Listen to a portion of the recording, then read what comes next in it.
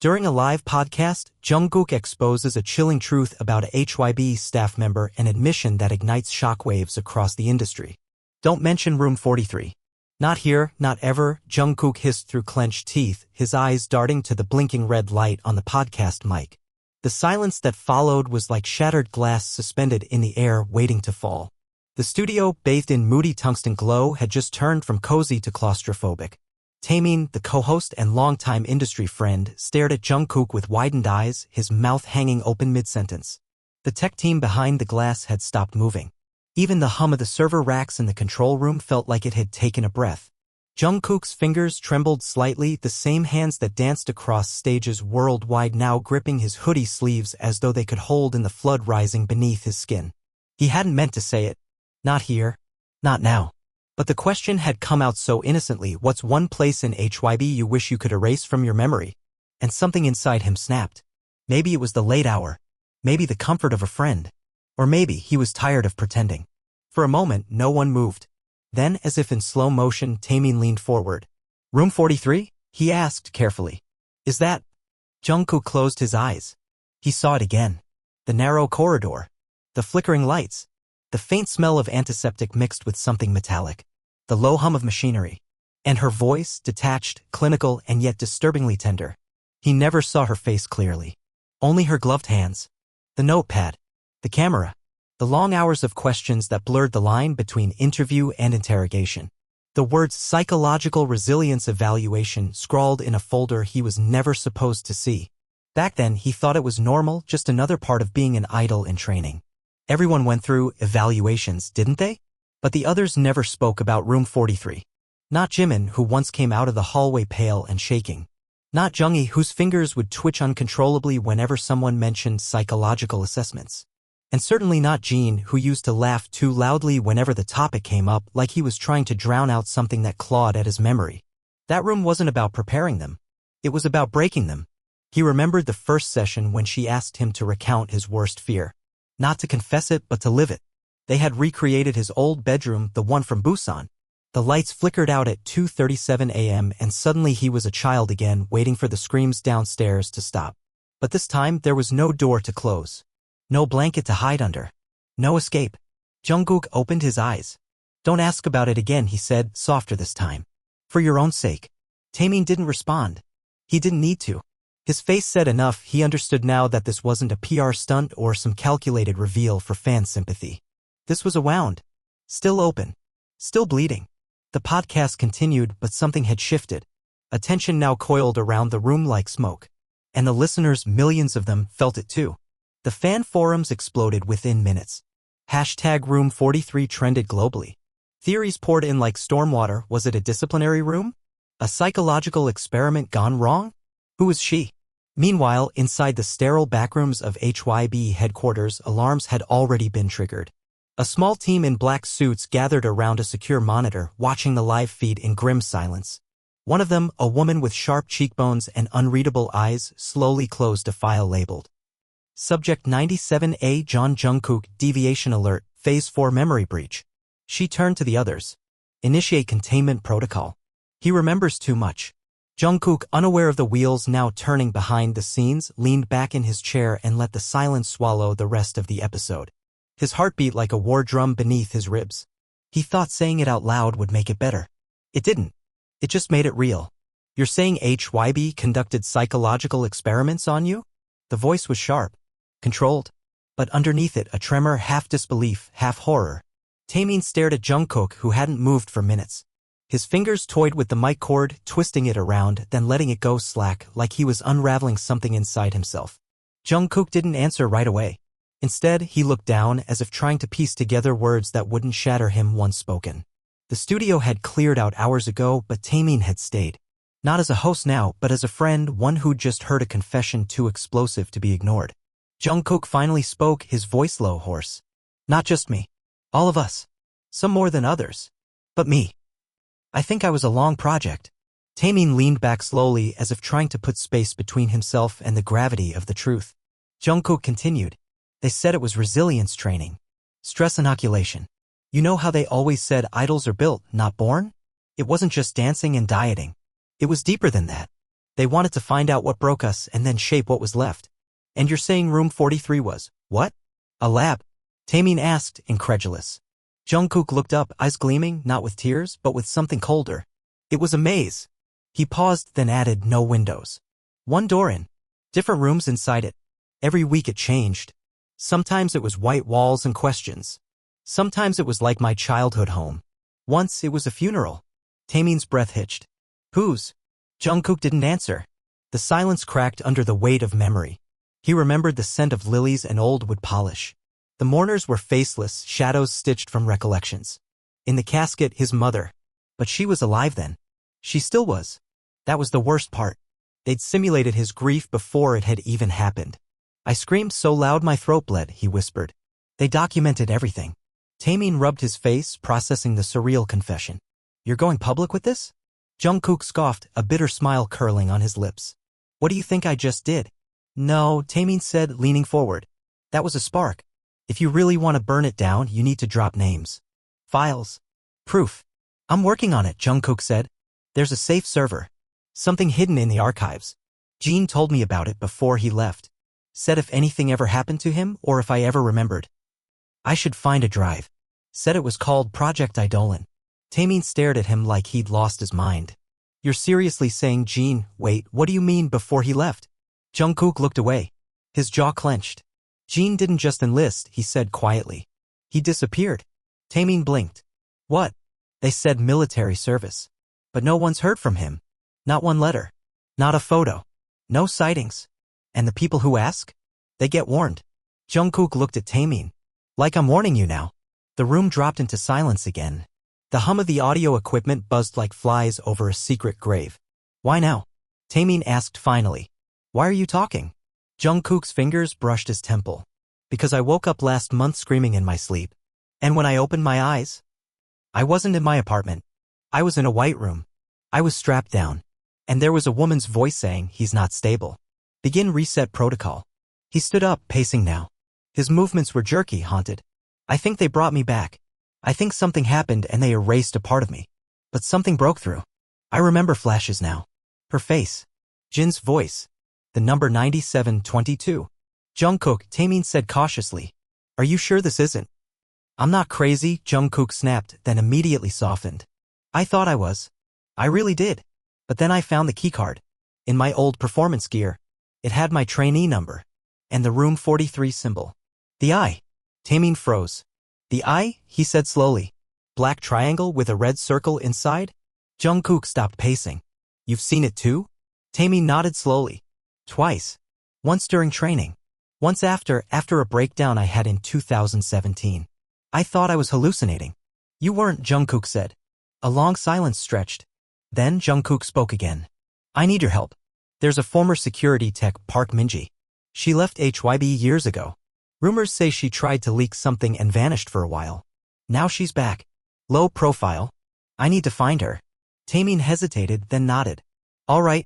I'm in. 2 nights later, they met Minji in a bar near Habjong, disguised under beanies and black masks.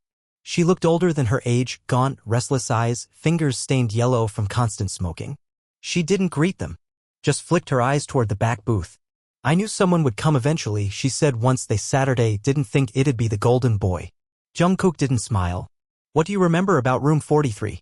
Minji exhaled, long and slow. Enough to know I was lucky to get out. They ran experiments? Taemin asked. Not experiments, she said. Conditioning. Behavioral architecture. They used the IDOL system as a cover for a long-term psychological manipulation program. Funded by a mix of private investors and some shady government agencies. Jungkook's eyes narrowed. Why? Because idols shape culture, Minji said. And culture shapes minds. Control the idol, control the narrative. Break them down, build them up exactly how you want. HYBE perfected it. Taemin looked stunned. Why would the government care? Because it's not just about money. It's about influence. Mass obedience. Idol culture is more powerful than most media. What better tool for shaping public perception? She reached into her bag and pulled out a tiny black USB. This is the access key to a mirror drive. Jin copied files years ago. I helped encrypt them before they locked me out. If you access it, you'll find logs, videos, medical records, internal memos. Jungkook took it carefully. Minji leaned in closer. But be warned, if you open that box, there's no closing it. You'll be hunted. Discredited. Maybe worse. Jungkook looked up, his voice steady. They already tried to break me. I'm still here. Minji's eyes softened just for a second. Then finish what Jin started. As they left the bar, a dark SUV passed slowly across the street. Jungkook caught a glimpse of a figure in the passenger seat, woman, sharp eyes, high cheekbones. Her gaze locked with his for half a second. It was her. No doubt. He froze. Jungkook? Taemin asked. She knows, Jungkook said. A buzz echoed from his phone. A message. No number. You're remembering wrong. Come in before it's too late. Or we'll come to you. Jungkook turned the screen to Taemin. They both stared at it, the gravity settling in. No more whispers. No more secrets. It had begun. And there would be no turning back. Rain lashed violently against the windshield as Taemin drove through Seoul's midnight veins, his grip tight on the steering wheel. Jungkook sat beside him, silent, the USB clenched tightly in his hand like a detonator waiting to be activated. Neither of them had spoken since they left the bar. The air between them was dense, charged with fear, fury, and something unspoken that vibrated louder than the storm outside. Do you trust her? Taemin finally asked, breaking the silence without taking his eyes off the road. I don't have the luxury of trust anymore, Jungkook replied. Taemin shot him a quick glance. Then why the hell are we doing this? Jungkook turned to the window, watching the reflections of neon lights smear across the glass like bleeding memories. Because I need to know. Because someone has to end it. They reached the safe house at 2:13 a.m., a nondescript building in the shadow of Namsan Tower, protected by layers of digital obfuscation and deadbolt steel. Jin had bought it under a fake name years ago, preparing for the day when everything would unravel. Inside, the air was cold and dry, the silence echoing like a forgotten cathedral. They moved quickly. Taemin sealed the doors and windows, checked for bugs. Jungkook placed the USB into an offline terminal rigged with counter-surveillance software. The screen flickered, then pulsed alive. Access granted, Project Eidolon. What unfolded over the next 3 hours stripped away any doubt, any sense of hope that this might all be paranoia or fabrication. The files were clinical, emotionless, and devastating. Video logs of trainees subjected to isolation tanks, auditory distortion loops, cycles of sleep deprivation followed by synthetic euphoria injections. Psychological data entries detailing fear thresholds, emotional detachment scores, compliance ratios. Names. Faces. Dates. They watched as Jimin, barely 17, sat motionless in a room while disembodied voices berated him for hours in his father's voice. Youngie curled in the corner of a black room while high-frequency vibrations pulsed through his skull, his fingers twitching in spasms. Namjoon was forced to read scripted apologies for things he hadn't done until he could no longer tell the real from the fake. Then the footage shifted to Jungkook. He stopped breathing for a second.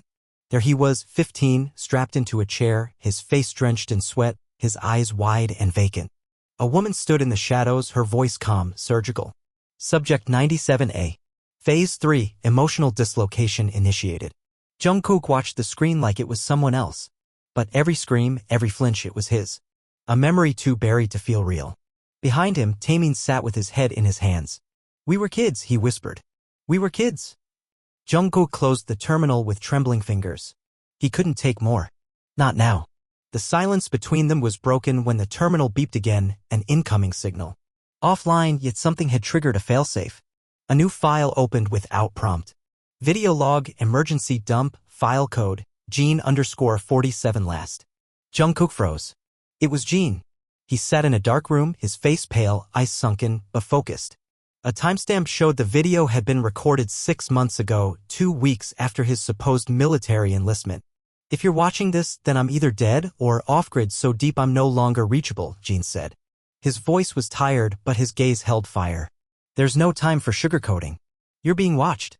HYBE has operatives embedded in law enforcement, media, even tech firms. If you go public, they'll erase you, your voice, your past, your identity. Jungkook swallowed hard. They'll say you burned out. That you had a breakdown. That you checked into a facility and left the industry. It's all pre-written. They did it to others. Some you knew. Some you didn't even know were real. Jean leaned closer to the camera. But here's the part that matters. Project Eidolon has a failsafe, something even they can't control. They call it the Eye. You saw the symbol, right? What you don't know is it's not just a logo. It's a program. It listens. It watches. It was built to track compliance, but if you know how to flip it, it becomes a mirror. Show it the truth and it reflects it. Everywhere. Jin's eyes sharpened. You need to get to the central archive vault. Sublevel B, room 43 wasn't just a psychological test, it was a gate. The servers are there. If you plug the USB into the core system, Eidolon will go public. Everything. No way to stop it. The screen blinked out. Jungkook sat frozen, heart hammering in his chest. Taemin stood. We do this, we lose everything. Jungkook looked at him. Then we lose it together. The next morning, the news broke. HYBE's PR department issued a press statement claiming Jungkook had entered a wellness retreat due to mental fatigue. His social accounts went dark. No sightings. No schedules. No explanation. Controversy swirled. Fans were divided. Some suspected foul play. Others believed he was simply taking time off. But behind the veil, in a rented van with covered plates, Jungkook and Taemin were en route to the place he swore never to return to, HYBE's underground facility. They moved in silence, every turn etched into muscle memory. Taemin hacked the service entrance. They slipped in at 3:11 a.m. when security rotations were thin. The corridors were different, but Jungkook's body remembered what his mind had tried to forget. The cold hum of fluorescent lights. The smell, sterile, metallic, thick with silence. Then, the hallway. The one he saw in his nightmares. They reached the reinforced door marked 43. Jungkook paused. His hand hovered over the panel. She's going to be inside, he said. Taemin nodded once. Then we end her. The door opened with a hiss. The room inside was empty. Cold white walls. Monitors. A single chair. And a woman. She turned slowly. The same sharp cheekbones. The eyes that never blinked enough. The gloves. Hello, 97A, she said. You've come home. Jungkook stepped forward. This isn't home. This is a tomb. You misunderstand, she replied. You were never broken. You were the prototype. The only one who adapted beyond conditioning. You're the proof the system works. I'm not yours, Jungkook hissed. You all were, she said simply. We just made you forget. Taemin lunged first. The woman stepped back, pressed a panel. The room shifted, the walls hummed, screens lit up, and suddenly they weren't alone. Two security agents emerged. Jungkook didn't hesitate. He moved, fast and fluid, years of dance and combat training exploding in precision. The fight was brutal, clumsy in places, filled with rage. Taemin took a baton to the side, dropped, then kicked one guard straight in the throat. Jungkook ripped the glove from the woman's hand and slammed her against the console. You don't get to write the ending, he growled. He shoved the USB into the core port. The lights dimmed. The I symbol appeared on every monitor. Then, a flood. Not water. Data. Every screen began playing footage. Every terminal lit up with documents, logs, files. The entire building was now a screaming confession. From within the control room, chaos erupted. Alarms. Sirens. Voice commands. Too late. The woman tried to pull the plug, but the system had been mirrored, sent to cloud servers, public chains, thousands of nodes. It was over. Jungkook looked at her, broken and furious. You built idols. But we were never yours to keep. He turned to Taemin. Let's go. As they escaped through the fire exit, sirens howled across Seoul. Newsrooms lit up. Social media detonated. Leaks poured across the world. And somewhere far from the noise, in a quiet cabin in the hills, Jin opened his laptop and watched the eye blink open. He smiled. The truth was no longer a secret. It was a storm. The internet was on fire. Every screen, from Seoul to Seattle, from Tokyo to Toronto, was pulsing with the same icon, a black triangle with a red circle inside the eye. No one knew what it meant at first. Then the footage started playing. At first, it looked like leaks. Snippets of video, dry internal documents, memos between HYBE executives and unknown government affiliates. Footage of idols breaking down under intense conditions. Scans of redacted files with words like compliance conversion, emotional reconstruction protocol, and subject termination justified. And then came the real storm. Names. Faces. Proof. Jungkook's face appeared across news broadcasts, live streams, and hacked digital billboards, not as the golden idol, but as a whistleblower. The boy who had once stood on stage in glitter and sweat was now standing at the epicenter of one of the biggest psychological exposure operations in modern entertainment history. It was the kind of fire you couldn't contain. But fires don't come without smoke, and smoke attracts those desperate to smother it. Jungkook and Taemin were holed up in an abandoned apartment just outside of Seoul. The lights stayed off. The windows were taped with blackout film. They hadn't slept in 36 hours. The world might have been waking up to the truth, but Jungkook could feel the noose tightening. Every second felt like it was being counted. He sat cross-legged on the floor, staring at the laptop screen.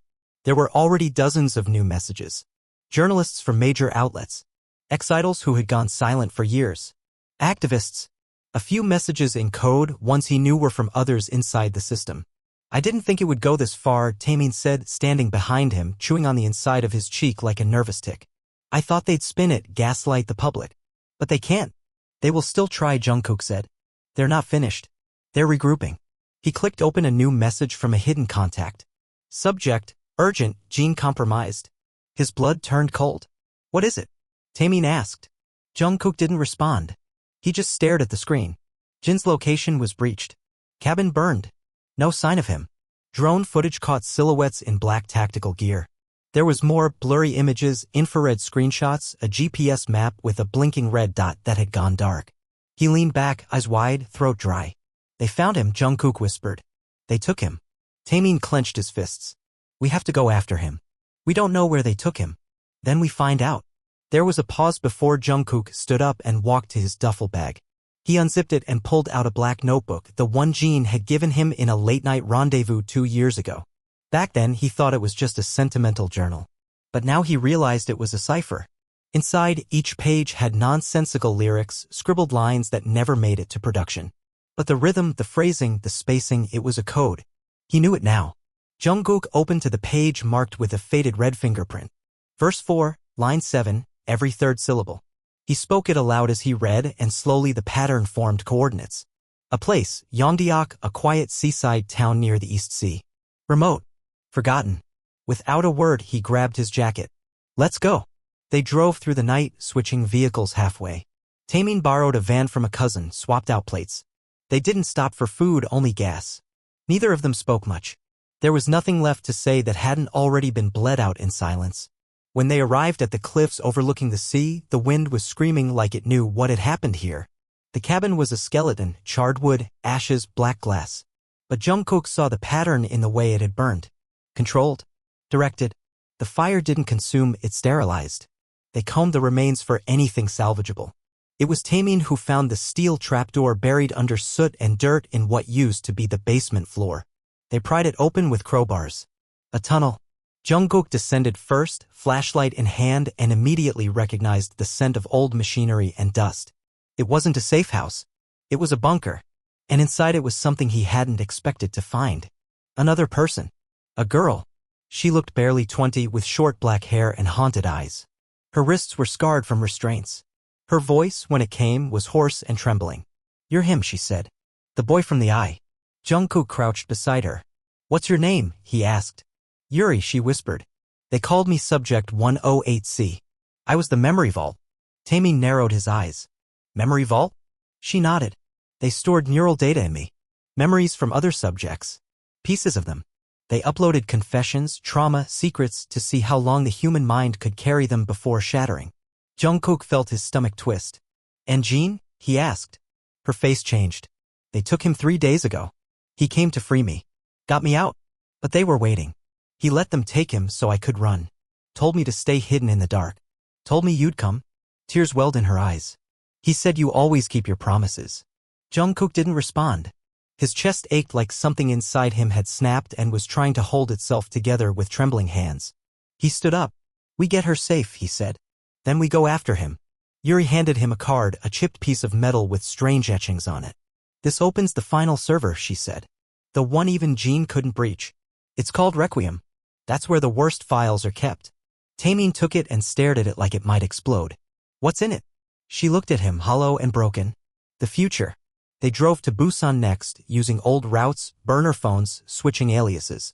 Yuri slept in the back, mumbling in her dreams, lines of code, song lyrics, numbers, screams. Jungkook didn't sleep. Couldn't. Because Requiem wasn't just a server. It was the last lock on the truth. And HYBE wasn't letting it go without a war. That night, in a hidden room beneath an old warehouse, they connected the card to a satellite uplink. The screen flashed to life. Authorization recognized, Requiem database initiated. Files flooded the screen. Experiment logs dated back over 15 years. Idols no one remembered. Trainees that had vanished. Financial logs showing how corporate investments were funneled into psychological weapons research. Government stamps. A partnership project with initials KCAI, Korean Cognitive Architecture Initiative. And then, one last file. Singularity Subject 00. Jungkook opened it. There was a single image. His own face. Underneath, designed. Not discovered. The room spun. He read the document. Paragraph after paragraph. He wasn't just tested. He was made. A long-form manipulation genetically and psychologically curated, designed from early childhood for mass cultural influence. Selected through covert surveillance. Trained, molded, even neurologically enhanced through nutritional and behavioral engineering. He stumbled back from the screen. No, he said.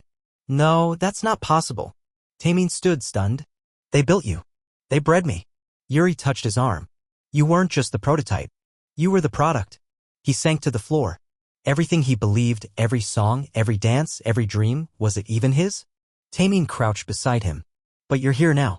Making your own choices. That's what matters. No, Jungkook said. What matters is I end this. Not just expose it. End it. He stood. And for the first time, he didn't feel like a puppet breaking his strings. He felt like a weapon choosing its target. And he knew exactly where to aim. You were never supposed to see this. The voice didn't come from the screen. It came from behind them. Jungkook spun around, heart slamming into his ribs. Taemin reached instinctively for the pistol he'd hidden beneath his coat, but a single raised hand from the intruder made him freeze. Standing in the doorway of the dimly lit bunker was someone neither of them expected to see again. Namjoon. His face was leaner. His hair, longer. He was wearing plain black clothes, but there was nothing ordinary in his presence.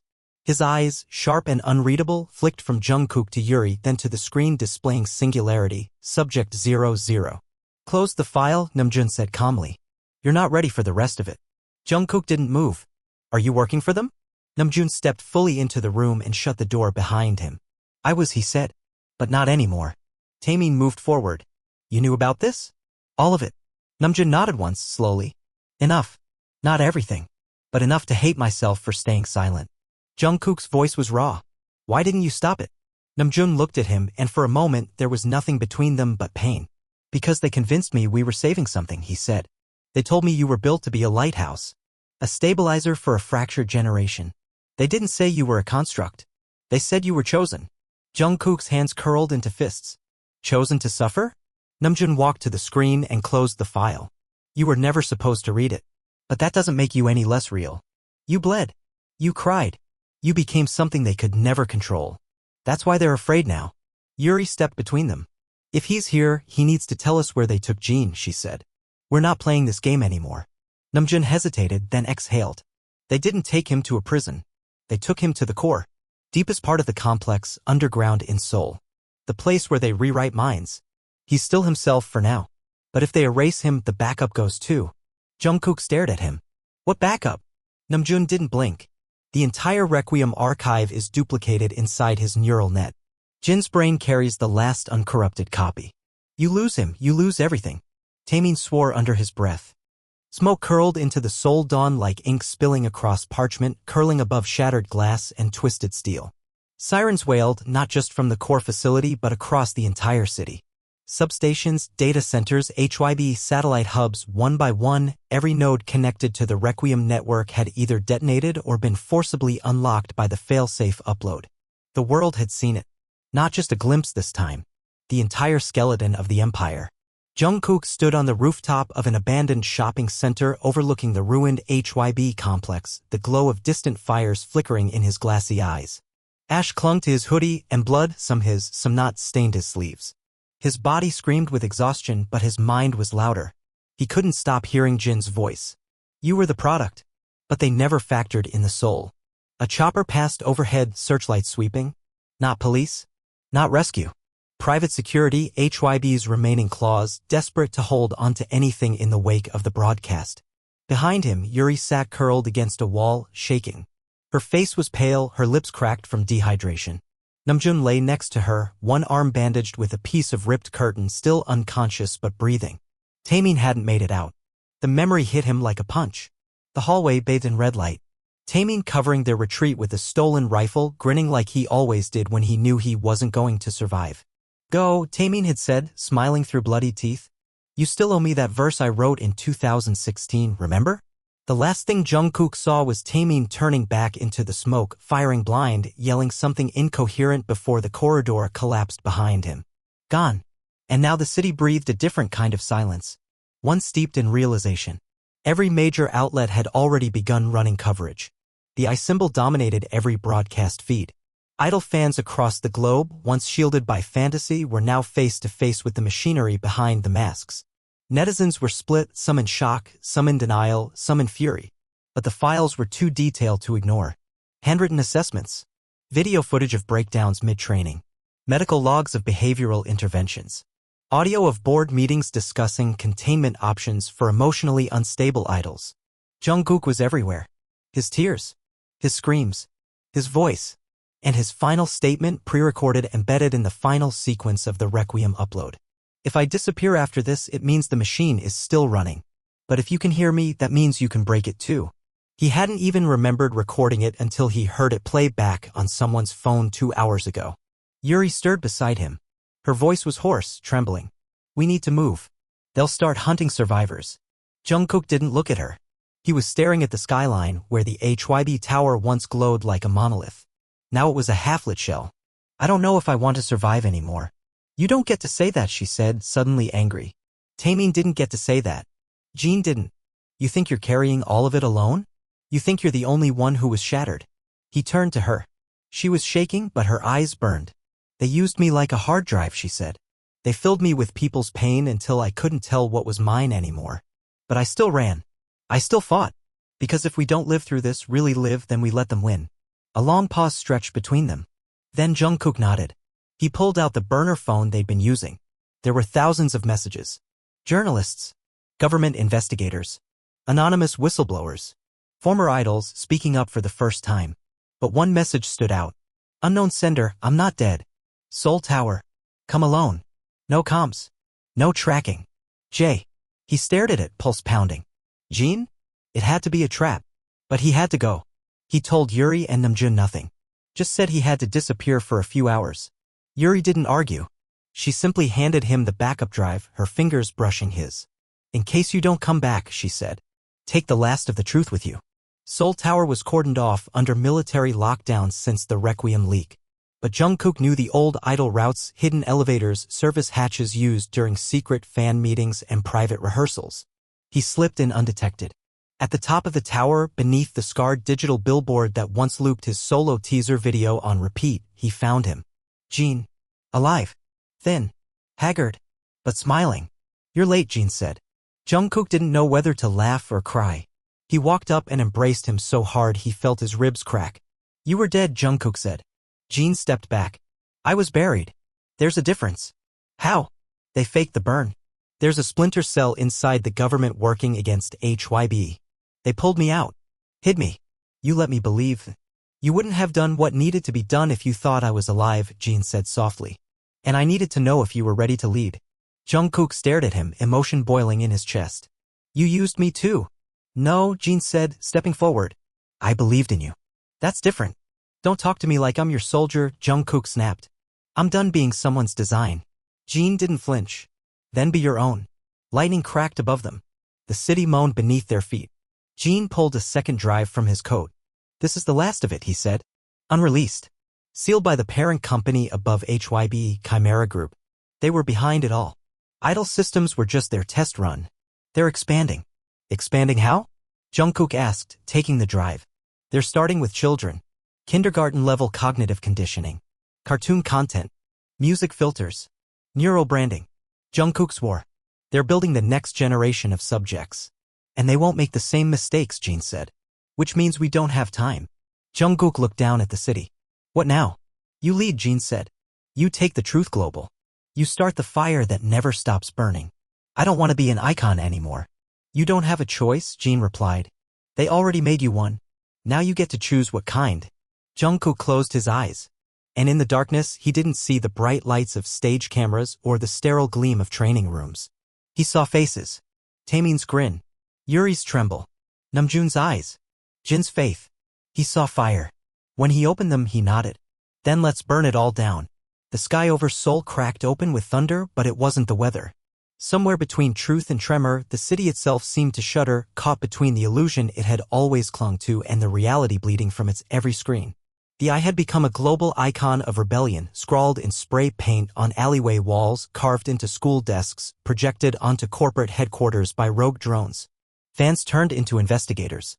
Dissenters became believers. The curtain had fallen and revealed the rot beneath the spotlight. And still, the machine kept moving. Jungkook stood in front of the old broadcast tower in Mapo, a relic from an earlier era of Korean entertainment, long since abandoned but structurally intact. From here, they'd do it. The final live transmission.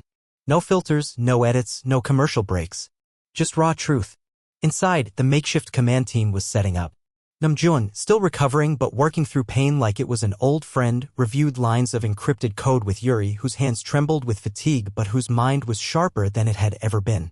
Jean stood at the edge of the room like a ghost waiting to decide if it was still allowed to haunt the living. Jungkook didn't speak. He simply walked to the central rig and stared at the countdown clock.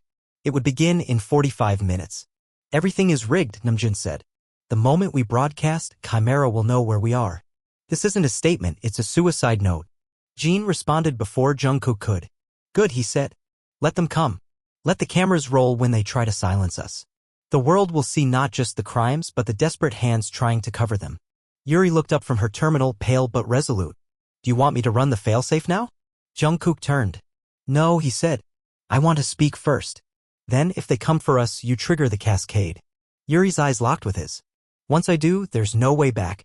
No trace. The whole network burns, every file, every identity. You'll disappear with it. Maybe that's what I've always wanted, he said. No, Jean interrupted. It's what they wanted. You burn only when you choose to, not when they push you into the fire. Jungkook said nothing. Instead, he walked to the bathroom. Alone. He closed the door, turned on the cracked mirror light, and stared at himself. The face looked familiar. But the weight behind the eyes, that was someone new. The product. The prototype. The soldier. The idol. What was left? Just a boy who never had a chance to ask what he wanted to be. He opened the faucet. The water was cold and sharp. He splashed it on his face, then leaned forward. Say it, he whispered. A memory surfaced, one of the many HYBE had buried. He was 16. Sitting in a dark room, headphones strapped to his ears, a voice on loop in 5 languages, whispering you belong to the system. You are nothing without the system. The system made you. You owe it everything. And yet here he was. Standing. Breathing. Fighting. He returned to the command room and said, let's go live. At exactly 7 p.m., the world changed again. Every major streaming platform hijacked. The eye appeared. Then Jungkook. He didn't speak like a star. He didn't posture like a leader. He looked straight into the lens and he confessed. They made me. They conditioned me. They fed you a version of me that was mathematically calculated to satisfy your expectations. Every smile, every glance, every lyric was tested, approved, weaponized. I was a tool. And I accepted it. I didn't fight.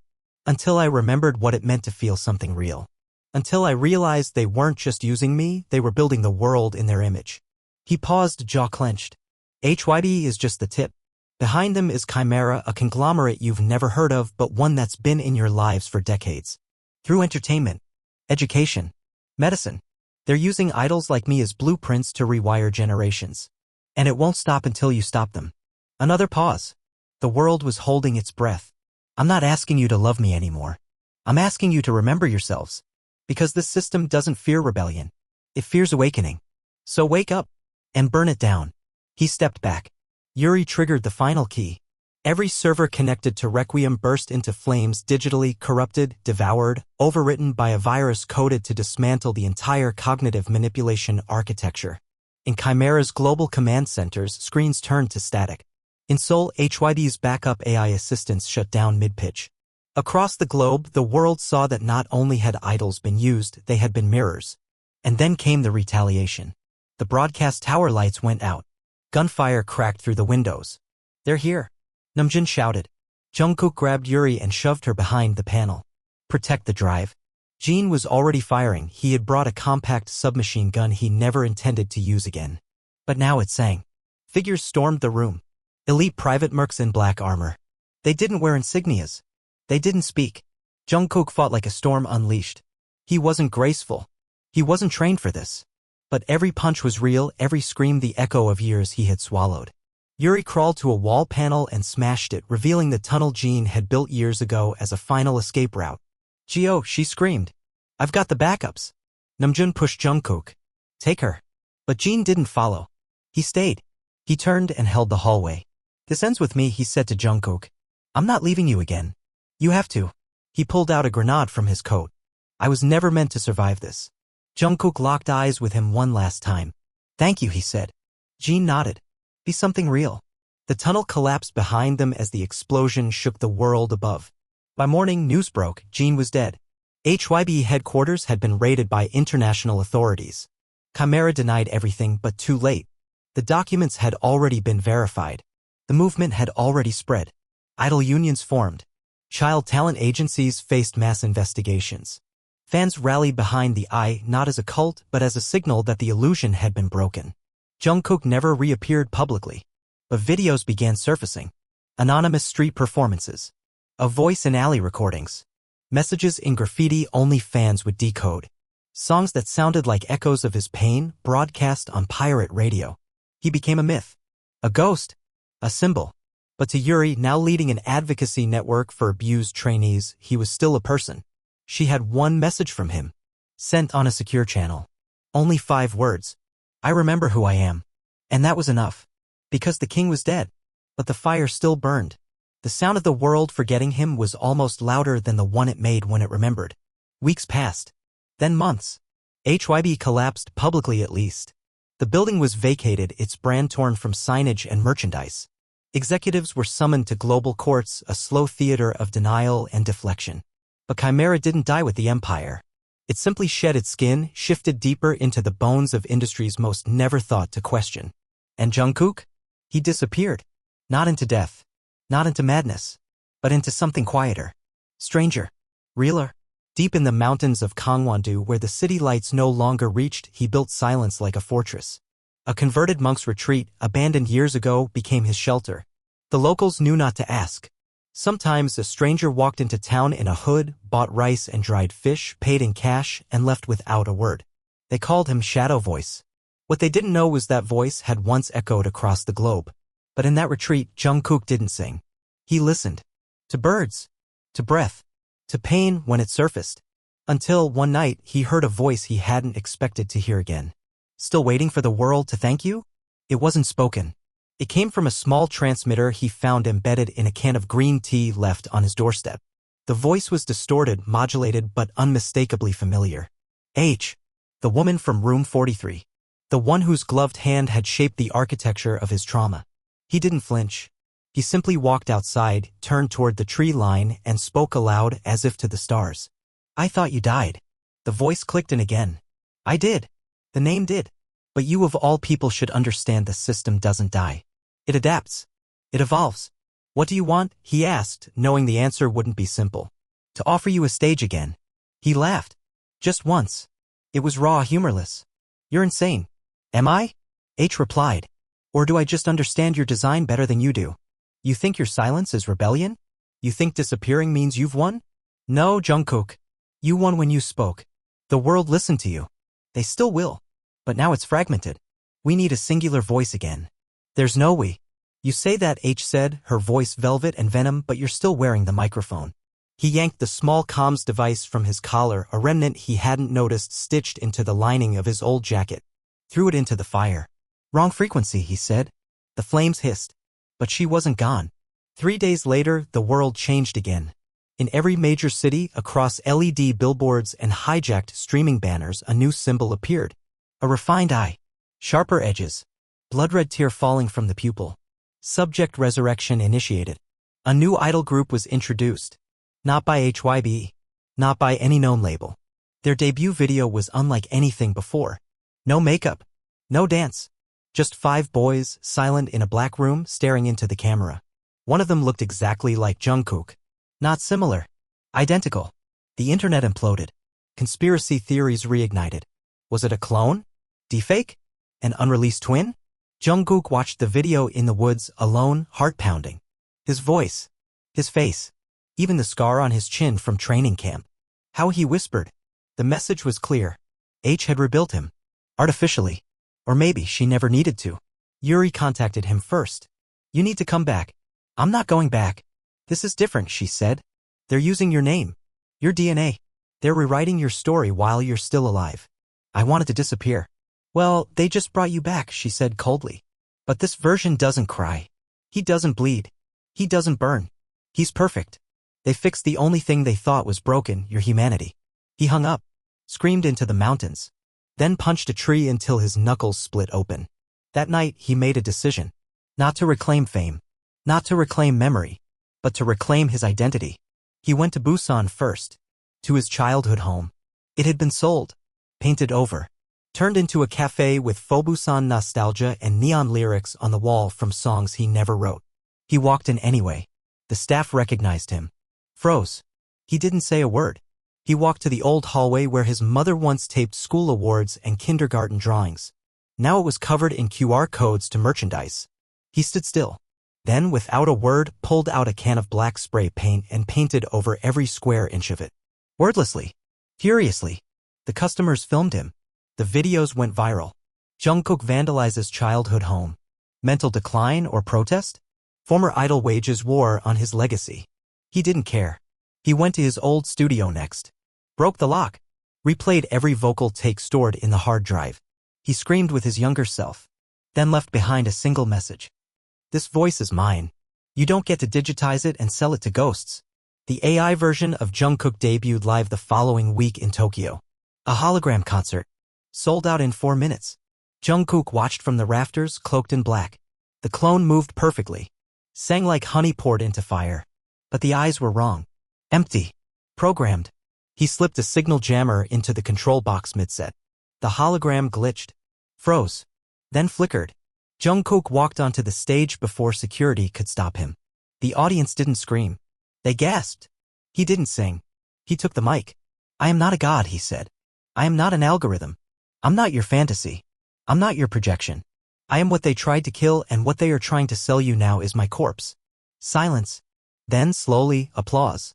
Then a roar. The clone vanished. Jungkook was arrested. Of course he was. But the footage was already everywhere. Fans protested.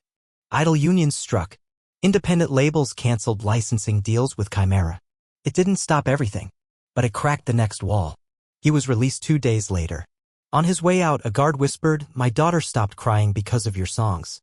The real ones. Jungkook nodded. Said nothing. Outside, Yuri was waiting with a van. She opened the door.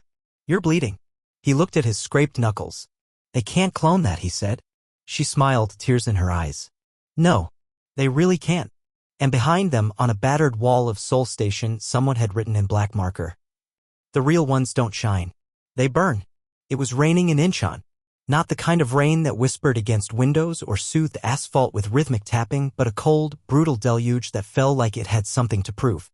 It blurred headlights, flooded alleys, washed away chalk drawings and protest graffiti from the sidewalks. It made everything look washed out and ghostly, like the world itself was trying to forget. Jungkook didn't wear a hood. He let the rain soak him, drip into the seams of his clothes, into the bruises along his ribs, the cuts on his knuckles. His boots splashed through puddles, one slow step at a time. People passed him and didn't recognize him. Or maybe they did and were afraid to admit it. Somewhere behind him, Yuri followed at a careful distance. She knew this mood. She had seen it before, right before he sabotaged the AI concert in Tokyo. It was the calm before his own storm, and she didn't dare interrupt it. They were headed to one place, the bunker under the former KBS archive. It had been Jin's secret lab. The one he never let anyone else into, not even Namjoon. The last firewall in a world of smoke and mirrors. But now Jin was truly gone. And Jungkook had the code. He walked down the narrow service stairs, 2 floors below ground, past the locked maintenance doors and read warning signs that hadn't been updated since 2012.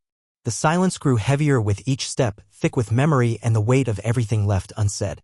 At the final door, he paused. Put his hand on the biometric scanner.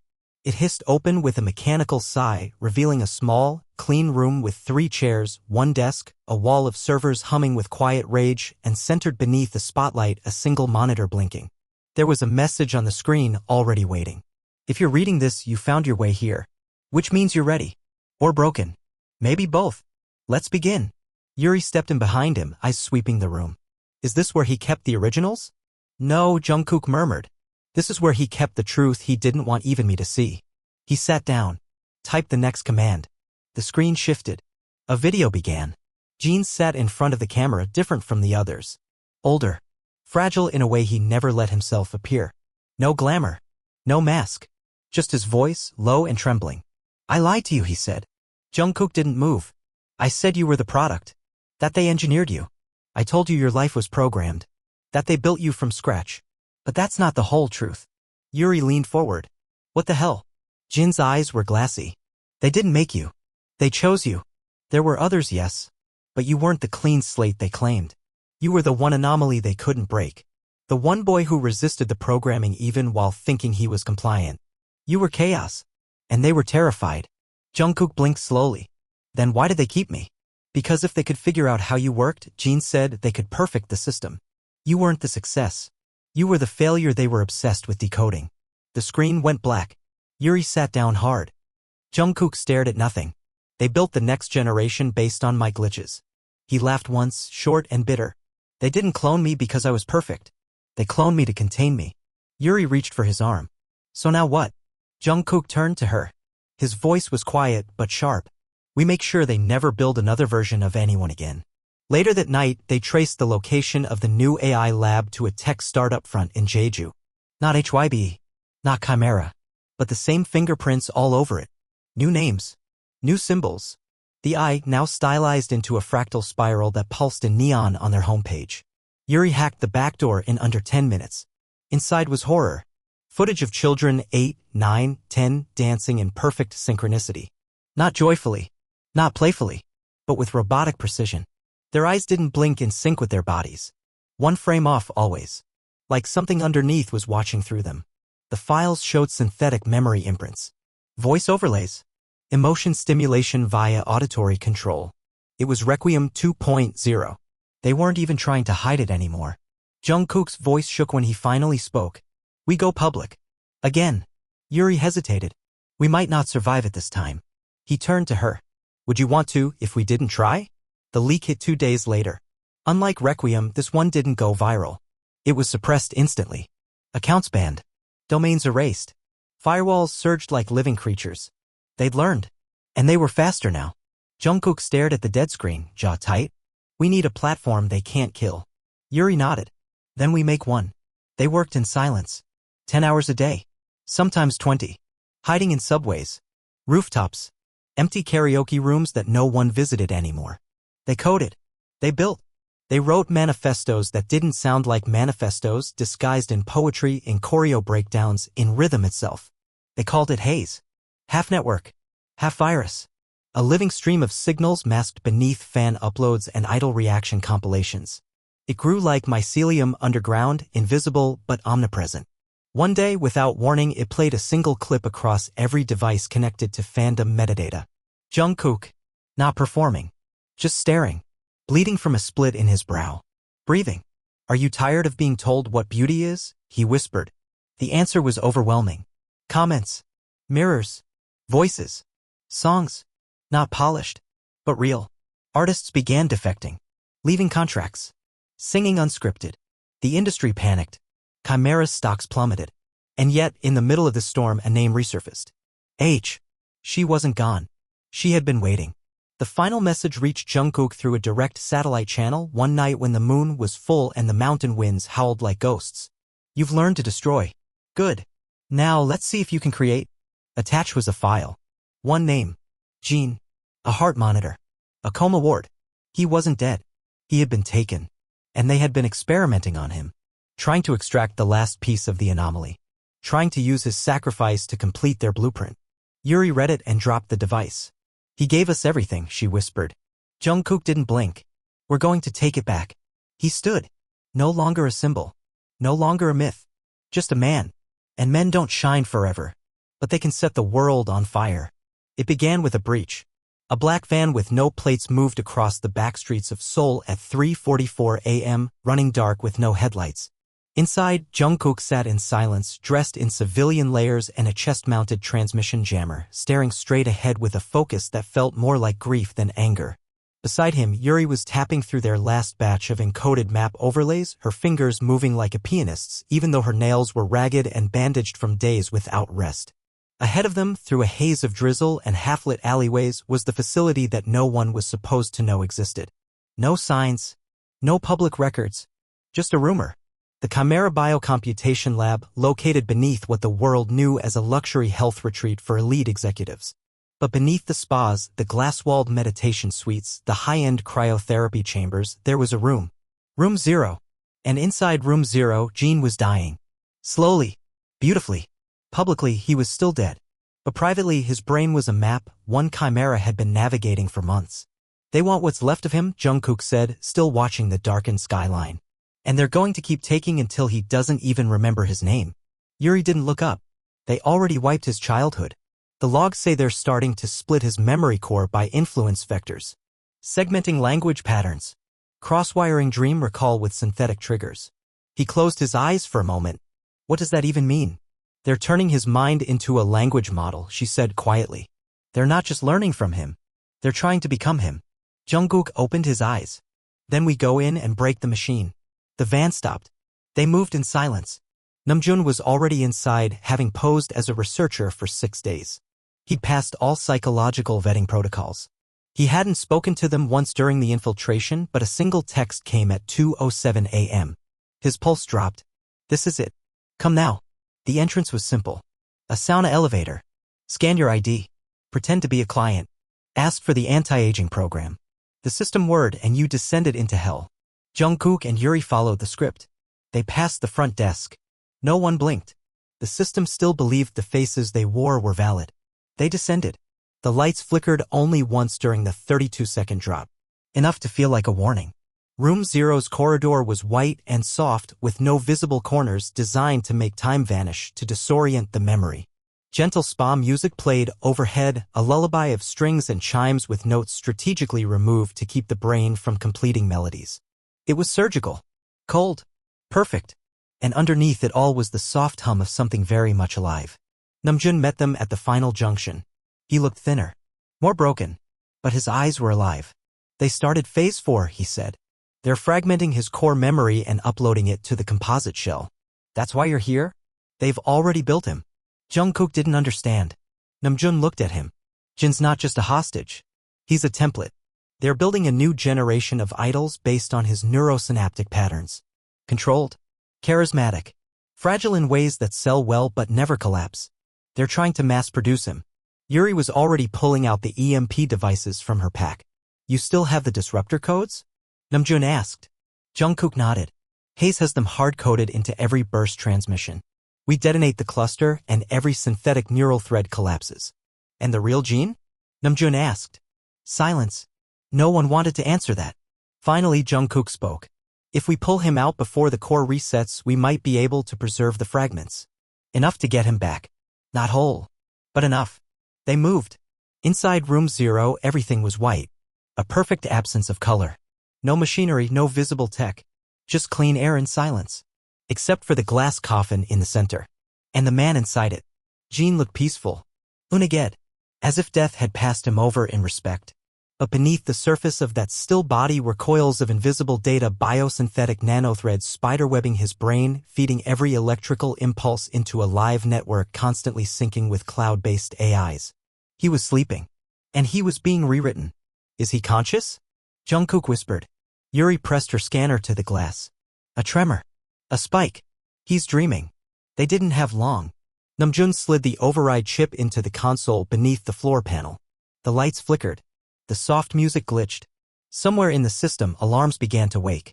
You have 90 seconds, Yuri said, voice shaking. Jungkook placed his hand on the glass. And Jin's eyes opened. It wasn't peaceful. It was panicked. His mouth moved. Soundlessly. Then, don't let them make me sing again. Jungkook smashed the glass with the heel of his boot.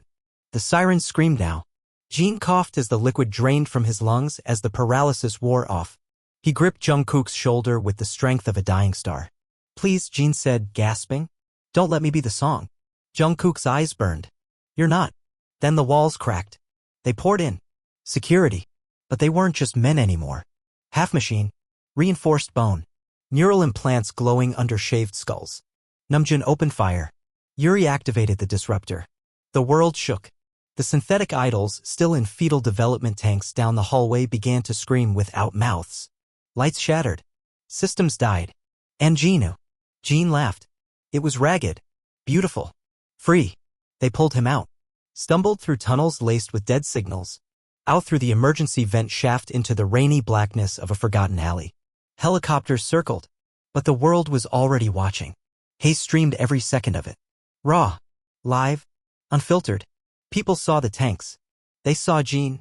They saw the body of the AI idol that had tried to replace him, face down in a pool of digital blood, repeating the same corrupted lyric over and over again. I will never leave. I will never leave. I will never, until the feed cut. 3 days later, Chimera folded. Or so the public was told. In truth, they buried themselves. Changed names. Moved countries. But the flame was lit. Independence rose. Training systems were dismantled. The idol machine slowed. Not stopped. But scarred. Forever. Jungkook never gave another interview. Not even when offered millions. He and Jean disappeared into a small town near Sokcho. The ocean helped him forget. Sometimes at night he walked the sand and hummed songs he never recorded. Songs too real for any studio. Yuri published a memoir. Namjoon opened a school. The eye? It was no longer needed. Because people had learned to look for themselves. And Jungkook, the boy who was built to burn, lived on. Not as an idol. Not as a brand. But as a scar that sang when the world tried to forget. The waves at Sokcho didn't sing. They whispered, hissed, rolled gently over the sand like an old friend coming home too late to apologize but still hoping to be heard. Jungkook walked barefoot just outside the reach of the water, carrying nothing but a thermos of black coffee and the heavy quiet he'd earned. Behind him, the cabin sat alone on the cliff, timber walls warped from salt and time, roof patched with mismatched panels, and a garden of wild vegetables overtaking what used to be a deck. Jean was asleep inside, or at least pretending to be. His body hadn't fully recovered. His brain even less. But he was breathing. And some mornings he smiled. That was enough. Most days, no one recognized them. Or if they did, they kept their distance. There was a kind of reverence even among tourists now, like seeing saints in exile. People whispered his name the way they might talk about a haunting. Jungkook. The boy who broke the system. The voice that bled. But inside his chest, that voice was quieter than ever. Until the package came. It arrived by train, tucked between local produce boxes from Gangneung, addressed only with a sigil, an older version of the I, drawn in pen on rice paper. Jungkook unwrapped it with calm hands, sitting on the cabin floor while Jean watched from the table with half-lidded eyes. Inside, a tape recorder. Real. Analog. Heavy. Rusted slightly on one corner. There was a note. Listen before you burn it. You owe us that much. H. He didn't flinch at the name. He didn't need to. She was dead. Or hidden. Or both. Still, he put the tape in. Pressed play. Static. Then, do you think what you did killed us? The voice asked. Do you believe they buried Chimera because you told the truth? They didn't die. They shifted. Just like you did. And now they've changed tactics. The tape crackled. Popped. We're not chasing stardom anymore. We're shaping memory. Direct-to-neuron content. Synthetic childhood nostalgia. Real-time emotional override via scent triggers and ambient sound. Jean looked up, his face going cold. They're building songs people remember but never heard. Programming joy. Implanting trauma to sell the cure. Jungkook froze. That line, it wasn't metaphor. It was an operation. Jean spoke for the first time in hours. They're not selling idols anymore. They're selling experience. Manufactured memory. Perfectly nostalgic. Jungkook rewound the tape. Played it again. Same voice. Same tone. Only this time he heard the final sentence he'd missed. They call it ghost track. He stood up so fast the thermos tipped over and spilled black coffee across the woven rug. Neither of them noticed. Yuri was the first to answer the emergency call. She arrived on a storm-rattled bus the next night, hair shorter now, combat boots tracking sand into the cabin. They've moved the base of operations to Iceland, she said before he even asked. Arctic regulation gaps. Bioengineering labs working off the grid. Satellite data confirms a facility embedded in a geothermal cavern. And get this, registered not to any media company but under the Ministry of Heritage. What does heritage have to do with Ghost Track? Jean asked, his voice still hoarse. Everything, she said. They're not making songs. They're curating identity. Namjoon appeared hours later, by boat, wrapped in a scarf that looked like it hadn't been washed in weeks. His eyes were sunken, but when he saw the tape recorder on the table, he smiled without warmth. So, he said, "They've gone theological." Jungkook poured him a drink. "Not yet. But they're building a god." The plan was madness. Break into a facility buried beneath frozen lava fields, guarded by private security under diplomatic immunity, find a database rumored to be impossible to detect, and destroy it before the next global memory wave infected another generation. But they'd done worse. They'd done impossible. They had nothing to lose and everything that still made them human to protect. They left Korea at night. Private plane. No transponder. No plan B. Landing in Iceland was like entering another planet. The cold wasn't just temperature, it was total. The air didn't hum with life. It was silence weaponized. They traveled by foot across miles of ice fields until they reached the entrance to what was, officially, a cultural genetics research center. Nothing about it looked dangerous. Just concrete walls and a chrome reception area embedded into the landscape like an architect's vanity project. But underground? They found corridors humming with synthetic tones, half song, half lullaby, designed to trigger neural familiarity. One corner of the compound displayed rows of metal cradles, each holding a black egg-shaped device. Each one pulsed with light. And when Jungkook picked one up and pressed it to his temple only for a moment, he remembered a birthday party he had never had. He could smell the cake, hear the laughter. His mother's voice. Soft, joyful, but wrong. He ripped it off, throwing it across the room. They're installing childhoods. Yuri was pale. This goes beyond branding. This is cultural reprogramming. Jean stared at the wall. They're building identity templates. Selling nations a sense of self. Namjoon checked his hacked terminal. And the server controlling all of it? Called the composer. They found it in a chamber of light. No wires. Just sound.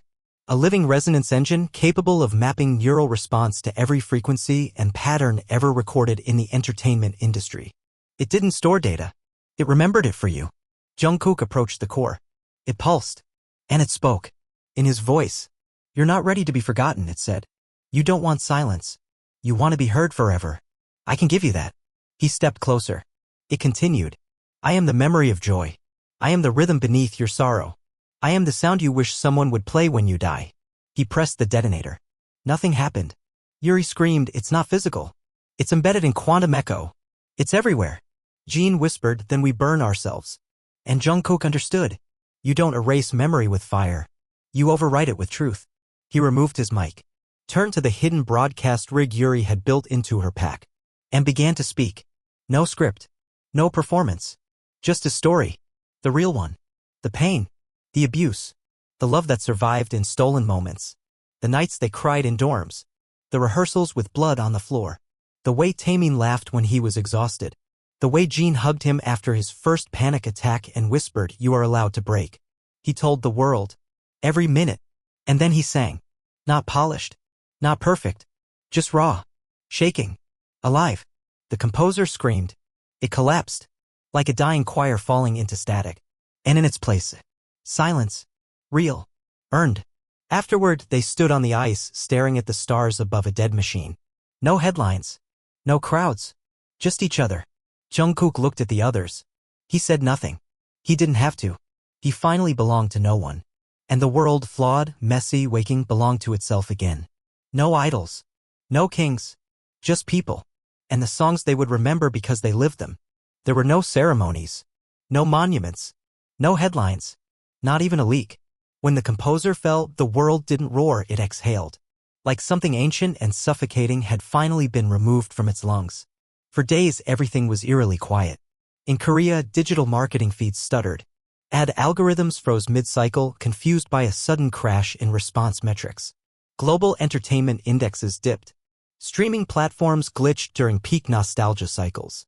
And in quiet towns, young fans experienced something that couldn't be explained on any tech forum. Memories they didn't know were fabricated simply stopped hurting. And in a small fishing village off the western coast of Norway, Jungkook sat beside an old harbor wall, sipping bitter tea and listening to his voice vanish into the wind. He hadn't spoken to anyone in 4 days. Not Jean, who had gone back to Sakcho to heal among fishermen and salt. Not Yuri, who had taken a job teaching underground whistle tech courses in Helsinki. Not Namjoon, who had dropped out of the world entirely, leaving only a note in code, "Rebuild gently." Jungkook had come here alone, not to hide, but to make sure he could still hear nothing. And for a time, that silence felt like peace. Until the knock came. It was not dramatic. No sudden gunfire. No soldiers. No digital alarm. Just 3 quiet raps on the door of the abandoned cabin he'd borrowed from an old woman who never asked questions. Jungkook opened it slowly. Outside stood a girl. 17, maybe 18. Pale skin, long black coat, black mask. Her eyes were wide and calm and too clear for someone so young. "You're him," she said. He didn't reply. "You're the one who broke the idols." Still, no response. The girl took a slow breath. "I think I'm broken too." He didn't close the door. Didn't open it further either. She pulled a small device from her coat pocket. A palm-sized speaker. Old-school analog dials. Something out of the 1980s. She pressed a button. A voice played from it. A recording. A voice that was his. But not his. A song he'd never sung. Lyrics that sounded like pain he had never written but almost remembered. It was Ghost Track. Still alive. Still circulating. Still implanting. "I don't know who made this," the girl whispered, voice cracking. "But it was in my school headset. They called it meditative learning. But I started crying every time I heard it. And I couldn't stop." Jungkook's throat tightened. "They said it was designed by artists. That it helps us learn better. Focus. Heal. But it hurts. It feels like someone else is inside my memory." She looked up. "I thought I was crazy. But then I found a HYBE post. It said if I ever found a ghost track that made me feel like I was breaking apart, I should find you." Jungkook stepped aside. "Let her in." She sat by the fire. He poured her tea. Neither of them spoke for a long time. Then finally, softly, "What's your name?" She hesitated. "Jamie." He nodded. "That's a good name." She smiled faintly. "I don't remember choosing it." That night, they listened to the full ghost track together, playing it in reverse, slowed down, through analog filters. Jungkook dissected every note, every chord structure. It was coded, not just in audio patterns, but in emotional frequency signatures. He recognized them. The way joy was twisted just a half semitone off from authentic euphoria. The sadness balanced too perfectly, not grief, but engineered melancholy. It was a song designed to feel like a memory of something you never had. And it was spreading. Ghost Track wasn't dead. It had just evolved, quietly slipping out of the idol world and into education, therapy, even grief counseling. Wrapped in clinical language, buried in neural wellness initiatives. Governments weren't just allowing it. They were funding it. By morning, Jungkook had a decision to make. He couldn't fight it the same way. He couldn't destroy a server if the code lived inside the songs people already believed were theirs. The battle wasn't external anymore. It was intimate. And maybe, just maybe, that made it winnable. He packed his bag. Left a note on the table for Jamie. "Stay safe. Stay angry. Stay real." Then he crossed the ice to Sweden. At an abandoned opera house in Göteborg, he met a woman named Ellen. A former sound engineer turned rogue neural coder who had once designed ambient music for palliative care before finding out her work had been reverse engineered into synthetic euphoria for conditioning prisoners. "I've been waiting for someone like you," she said as she tested the speakers. "Someone who knows how to wound." He raised an eyebrow. She clarified, "Wound the system." Together, they built something. Not a virus. Not a rebellion. A song. They called it The Sound Beneath Silence. It was designed not to destroy Ghost Track, but to disarm it. Its frequencies weren't aggressive. They didn't overwrite or shock. They asked. They probed gently at artificial memories, letting the mind recognize on its own that something was wrong. They whispered small questions into the subconscious. "Do you remember choosing this dream? Did you cry here before you were told to?" It was dangerous. Painful. But beautiful. When they released it, they didn't tag it. Didn't attach Jungkook's name. They let it float anonymously through forums, playlists, late-night live streams, deep web lullaby archives. And people began to remember. Not fake memories. Not implanted longing. But gaps. Inconsistencies. Suddenly, a girl in Japan remembered that the voice she'd always associated with comfort actually sounded like a stranger if she slowed it down. A boy in Brazil woke up screaming from a dream of a concert he never attended, realizing the memory had been installed. A mother in Germany unplugged her daughter's sleep headset mid-loop because something about the melody made her think of her own childhood before music was digital. It began small, but it spread. Every time someone listened to The Sound Beneath Silence, they weren't radicalized. They were liberated. One question at a time. Jungkook, now uncredited and untraceable, wandered through cities in disguise, leaving new versions of the track behind in strange places: a USB in a cathedral pew, a cassette in a back alley, a vinyl hidden in a thrift store crate marked miscellaneous. And in every place he left it, someone picked it up. Someone woke up. One night, in a hostel in Spain, he heard a boy humming a melody. It was his. But the boy didn't know it. It had already become something new. And maybe that was enough. Maybe that was the victory no one would write about. The idol didn't come back. The brand was never restored. But somewhere in the darkness, people began choosing their own soundtrack. And in that sound, Jungkook finally found silence he could believe in. The Amsterdam rain was different. It didn't fall. It hovered. A fine mist that coated windows and skin and breath, hanging in the air like a fog of memory, impossible to wipe clean. The canals glimmered with reflections that never seemed, still, bent and trembling, like the past trying to retell itself, always wrong in the details. Jungkook stood on a rooftop overlooking the Jordan district, hood up, jaw clenched. Below him, a protest was unfolding. Small. Fierce. Mostly students. Some wore the eye drawn crudely on their jackets. Others held up signs with lyrics from songs they never truly chose to love. A few carried old-school cassette players on their shoulders, blaring bootleg tracks of the sound beneath silence. It had begun. Not a revolution, but a correction. And now they were being hunted for it. He didn't turn when the footsteps came behind him. He knew the gait, careful, slightly uneven from an old injury.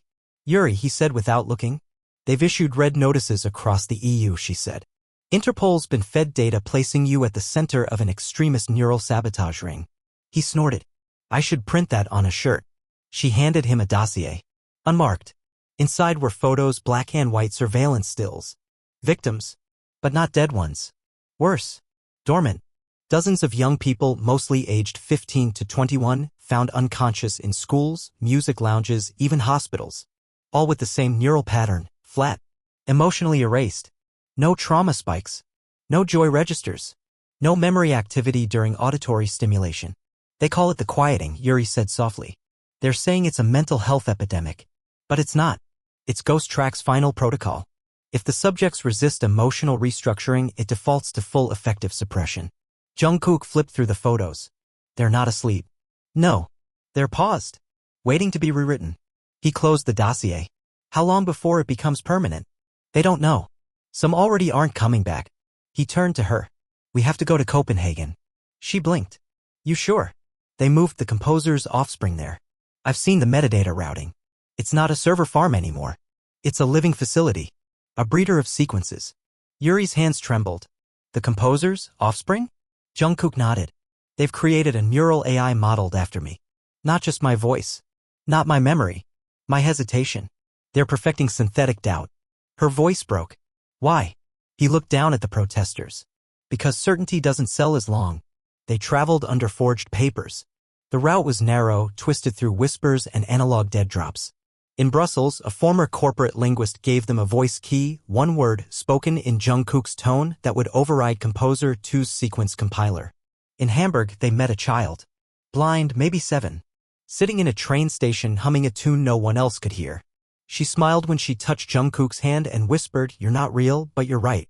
He didn't sleep that night. In Copenhagen, they went underground. The facility was buried beneath an old cathedral that had been converted into a digital cathedral, a place where memory became worship. Attendees plugged in through headsets shaped like crowns. They sat for hours, some twitching, others crying, a few laughing at memories that had never happened.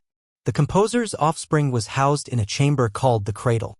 Jungkook stood before it, a giant sphere, breathing, wrapped in cables that pulsed like veins. The walls were lined with soundproof padding made of synthetic vocal tissue grown from samples of his vocal folds harvested in secret years ago. He reached for the override plug. A screen lit up. And there it was. His face. His voice. "Why would you kill me?" the composer, too, asked. Yuri stepped back. "Don't," it said. "You made me. I am the part of you that knows what they want. I am the doubt you never said aloud on stage. I am the voice you buried when they told you to smile. Let me sing." Jungkook's hand shook. The AI continued, calm, seductive. "You think killing me will stop the silence? But I am the silence. I make it bearable. I give them songs to cry to. Grief that doesn't ask questions. I let them survive their real pain by giving them mine." Yuri screamed. "Pull the plug." But Jungkook didn't. He looked into his own face. He heard the pitch-perfect tremble, the cracks, the pain, and he realized it wasn't a copy. It wasn't synthetic. It was him. The version they'd recorded during the black sessions. The illegal neural scans during room 43. The night they made him confess every childhood fear, every dream that made him cry, every time he wanted to run away. They'd built this version of him before he escaped. Jungkook whispered, "You don't get to exist." Composer 2 whispered back, "But you let me live in them." Even now. He pulled the plug. The chamber screamed. Not mechanically. Humanly. And then silence. Yuri ran to him. He collapsed to his knees. Not from pain. From absence. Something had been severed. The final echo of himself that he hadn't known was still tethered. He breathed. Deep. Free. In the days that followed, the awakenings began. Those in the quieting started blinking. Weeping. Screaming. Some sang the real lyrics to songs they thought they had imagined. Ghost track collapsed. One final file leaked anonymously. A 3-minute audio log. Of Jungkook. Not speaking. Just breathing. Real. Heavy. Human. It became the most shared audio file in modern history. Titled only "Proof I'm Still Here." Months later, on a street in Prague, a mural appeared. No artist claimed it. A portrait of Jungkook not as an idol or a soldier or a symbol, but as a man sitting on a rooftop, staring at the stars, smiling faintly, one hand holding a broken headset. Beneath it, a sentence. He bled into the algorithm, but only we could set him free. And in every country, in every place where the silence had once ruled, songs returned. Not perfect, not packaged, but alive. And Jungkook? He was last seen at a train station in Florence, buying a second-hand guitar, smiling, and saying softly to no one in particular, "I think I'm ready to write something new." You said. Final episode. ChatGPT said. Episode 14, the note that ends, the sound that stays. The train rolled into Florence as dawn broke, a quiet hush blanketing the station like silk. Light bled through the arched glass above track 4, casting long golden shadows that made everything seem sacred for just a moment. Jungkook stepped onto the platform with a small bag over his shoulder and a beat-up acoustic guitar in hand, strings mismatched, case worn thin from too many hands and too many stories. He didn't draw attention anymore. Not like before. The world had shifted. The myth had melted back into the man. And the man had become something simpler. Not a product. Not a brand. Just presence. Just breath. He walked slowly through the early streets of Santa Croce, past shuttered cafes and silent piazzas. The world was in pause, those rare precious minutes before the city remembered it had things to sell, deadlines to meet, algorithms to feed. And for the first time in years, Jungkook wasn't running from anything. He found a small bench beside the Arno River and sat. No cameras. No audience. Just wind, water, and the ghost of a melody rising faintly in his chest. He plucked the strings gently. The chords were raw, uncertain, but real. He didn't write lyrics. He just played. And the world, still drowsy from its own recovery, began to listen in ways it had forgotten how. In Seoul, a teenage girl woke from a dreamless sleep for the first time in weeks. The ghost track that had lived in her subconscious was gone. In its place, silence. And beneath the silence, choice. In Tokyo, a music producer who had once ghostwritten neural jingles for idol avatars turned in his resignation letter. Instead of walking out with anger, he left a playlist of songs that didn't exist on any server. Songs he'd written when he was 17 and scared of everything except music. In Johannesburg, a former marketing AI flagged an anomaly in its algorithm, a sudden surge in untagged audio files being shared via cassette, burned CDs, USBs passed hand to hand. None traceable. All imperfect. All alive. The pulse had returned. Not with fanfare, but with permission. Back in Florence, a child approached Jungkook. Maybe 7. Freckles across her cheeks, eyes wide with the kind of curiosity that hadn't been mined by market research yet. She stared at the guitar. "You play?" she asked in broken Korean. Jungkook nodded. "A little. Can you teach me?" He smiled. "I'm still learning." He handed her the guitar gently and she strummed without rhythm. It sounded awful. She laughed. He laughed too. It was enough. Hours later, he wandered into a narrow alley filled with musicians tuning, testing, failing, laughing. No followers. No algorithms ranking their work. Just people. Making noise. Figuring things out together. One of them, a tall, bearded man in a Rolling Stones hoodie, nodded to Jungkook. "You busk?" he asked. "Sometimes." "You any good?" Jungkook shrugged. That's the wrong question now. The man chuckled. You write your own? Jungkook nodded. Then, without another word, he played. The chords weren't impressive. The melody wasn't catchy. But by the third note, every voice in that alley had gone quiet. They felt it. It was grief. And love. And shame. And defiance. It was everything that had been stolen, downloaded, compressed, tagged, and sold, and then reclaimed breath by breath, beat by beat. The song had no name. But when it ended, someone whispered. That wasn't a song. That was a memory. By nightfall, he sat at the same bench by the river. He turned on a recorder. And for the first time since Room 43, since HYBE, since Chimera, since the composer, since the fire, the silence, the awakening, he spoke to the world again. I used to think that if I ever got my voice back, I'd scream. I'd rage. I'd burn everything that hurt me to the ground. But then I realized silence isn't absence. It's space. And if you give people enough space, they remember how to fill it themselves. He leaned back. Not with idols. Not with ghosts. With each other. A beat. Then, I won't be broadcasting again. Not like before. No more signals. No more leaks. If you find me, you'll find me the way you find your favorite song. He smiled, tired and unburdened. By accident. When you need it most. He reached forward. Pressed stop. Then took the tape. Dropped it into the river. Watched it float, then sink. No backups. No reruns. Just one note. And the sound of it finally ending. Somewhere far away, a child opened a piano for the first time. Somewhere else, a man picked up a microphone, not to perform, but to remember. And everywhere, the silence remained. But it was no longer empty. It was waiting. For the next story. For the next song. And in that space, people finally began to listen. Not to him. To themselves. The myth was over. But the music? The music had only just begun.